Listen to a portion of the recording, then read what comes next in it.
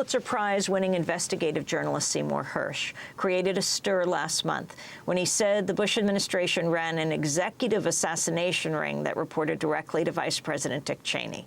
Hersh made the comment during a speech at the University of Minnesota on March 10th. Congress has no oversight of it. It's an executive assassination wing, essentially, and it's been going on and on and on.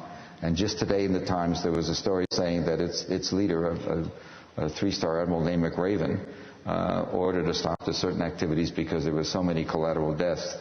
It's been going under President Bush's authority. They've been going into countries, not talking to the ambassador or to the CIA station chief, and finding people on a list and executing them and leaving.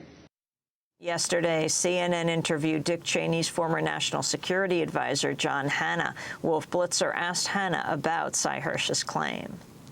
Is there a list of terrorists, suspected terrorists out there who can be assassinated? Well, there's clearly a group of people that go through a very extremely well-vetted process, interagency process, as I think was explained in your piece, that have committed acts of war against the United States, who are at war with the United States, or are suspected of planning operations of war against the United States, who authority is given to our troops in the field in certain war theaters to capture or kill those individuals. That is certainly true. And so this would be, from your perspective, and you worked in the Bush administration for many years, it would be totally constitutional, totally legal to go out and find these guys and to whack them.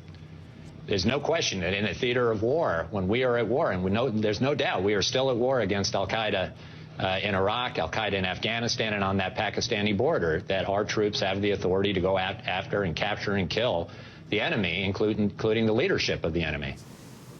That's John Hanna, Dick Cheney's former national security advisor. Seymour Hersh joins me now here in Washington, D.C., staff writer for The New Yorker magazine. His latest article appears in the current issue called Syria Calling, the Obama administration's chance to engage in a Middle East peace. Okay, welcome to Democracy Now!, Cy Hersh. It was good to see you last night at Georgetown. Talk about first these comments you made at the University of Minnesota. Well, it was sort of stupid of me to start talking about stuff I haven't written. I always kick myself when I do it. But I was with Walter Mondale, the former vice president, who was being amazingly open and sort of, for him, and he'd come a long way since I knew him as a senator who was reluctant to oppose the Vietnam War. And so I was asked about future things, and I am looking into stuff. There's really nothing I said at Minnesota I haven't written in the New York Times. Last summer I wrote a long article about the Joint Special Operations Command. And just to go back to what John Hanna, who was I think ended up being the senior national security advisor, almost if not the chief of staff, deputy chief of staff for Dick Cheney in the last 3 or 4 years, what he said is simply that yes, we go after people suspected, that was the word he used, of crimes against America. And I have to tell you that there's an executive order signed by President Ford in the 70s, forbidding such action. It's not only it's illegal, it's immoral, it's counterproductive. The problem with having military go kill people when they're not directly in combat. These are asking American troops to go out and find people, and as you said earlier in one of the statements I made, that you played, they go into countries without telling any of the authorities, the American ambassador, the CIA chief, certainly nobody in the government that we're going into, and it's far more than just in combat areas. There's more, at least a dozen countries, and perhaps more. The president has authorized these kinds of actions in the Middle East and also in Latin America, I will tell you, Central America, some countries. Our boys have been told they could go and take the kind of executive action they need. And that's simply, there's no legal basis for it. And not only that, if you look at Guantanamo, the American government knew let's see, Guantanamo opened in early 2002, Gitmo, they call it, the base down in Cuba for alleged al-Qaeda terrorists. An internal report that I wrote about in a book I did years ago, an internal report made by the summer of 2002, estimated that at least half and possibly more of those people had nothing to do with actions against America. The intelligence we have is often very fragmentary, not very good. And the idea that the American president would think he has the constitutional power or the legal right to tell soldiers not engaged in immediate combat to go out and find people based on lists and execute them is just amazing to me. It's amazing to me. And not only that, Amy, the thing about George Bush is everything's sort of done in plain sight. In his State of the Union address, I think January the 28th, 2003, about a month and a half before we went into Iraq, Bush was describing the progress in the war, and he said, I'm paraphrasing, but this is pretty close. He said that we've captured more than 3,000 members of al-Qaeda and suspected members, people suspected of operations against us. And then he added with that little smile he has, and let me tell you, some of those people will not be able to ever operate again. I can assure you that they will not be in a position, he's clearly talking about killing people, and to applause. So there we are. I don't back off what I said. I wish I hadn't said it ad hoc because, like I hope we're going to talk about in a minute, I spent a lot of time writing stories for the New Yorker, and they're very carefully vetted.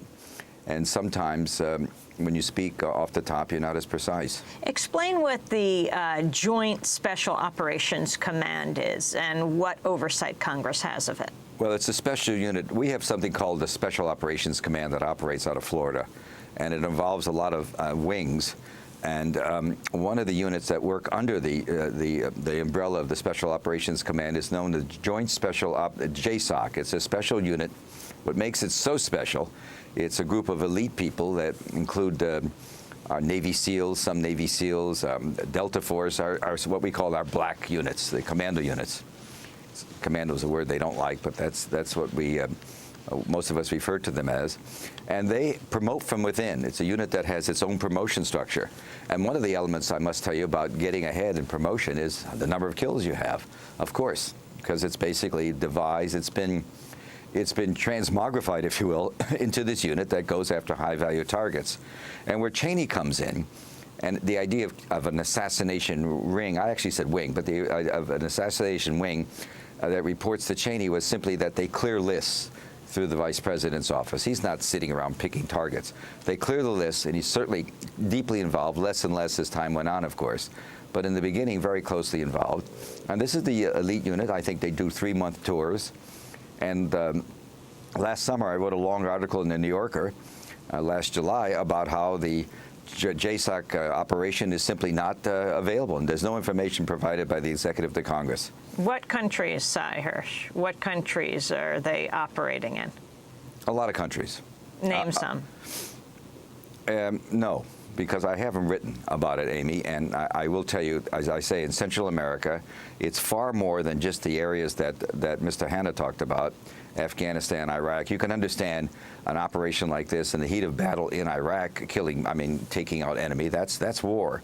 But when you go into other countries, let's say Yemen, let's say Peru, let's say Colombia, let's say Eritrea, let's say Madagascar, let's say Kenya, countries like that, and kill people who are believed on a list to be Al-Qaeda linked or anti-American, you're violating most of the tenets. We're a country that believes very much in due process. That's what it's all about. We don't give the President of the United States the right to tell military people, even in a war, and it's a war against an idea, a war against terrorism. It's not as if we're a war against a committed, uniformed enemy. It's a very complicated war we're in. And with each of those actions, of course, there's always collateral deaths, and there's always more people ending up becoming our enemies. That's the tragedy of Guantanamo. By the time people, whether they were with us or against us when they got there, by the time they've been there 3 or 4 months, they're dangerous to us because of the way they've been treated. But I'd love to move on to what I wrote about in the New Yorker. One question, is the assassination wing continuing under President Obama? How do I know? I hope not. We're talking to Cy Hersh. We're going to go to break, and then we'll be back with him, the Pulitzer Prize-winning journalist. His piece in The New Yorker is called Syria Calling, the Obama administration's chance to engage in a Middle East peace. Stay with us.